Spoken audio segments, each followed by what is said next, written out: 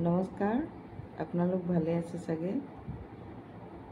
অতিকৈ আপোন আমাৰ ৰঙালী বিহুটো সকলোৱে চাগে উলহ মালহেৰে পাৰ কৰিছে।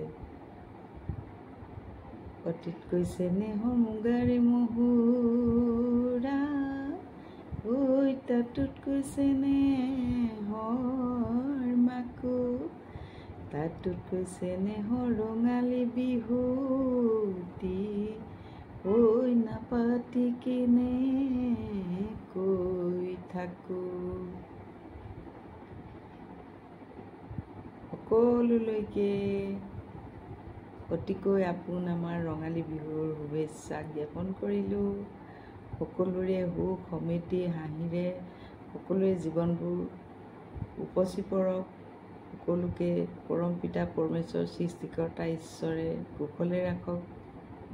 হাঁহি ধেমালিৰে পাৰ হওক এই ৰঙালী বিহুটো, তাৰেই কামনা কৰিলোঁ। আজি খন্তেক সময় পাই এটা কেক বনালোঁ। এয়া পিঠাগুড়ি, জহা চাউলৰ পিঠা আৰু গাখীৰ দি কেক এটা বনাইছিলোঁ। আহিব আমাৰ ফালে বিহু খাবলৈ, আহিলে ভাল লাগিব। পুনৰ ৰঙালী বিহুৰ শুভেচ্ছা জ্ঞাপন কৰি আজি মোৰ এই ভিডিঅ'টো ইমানতে সামৰিছোঁ। ধন্যবাদ। জয় আই অসম।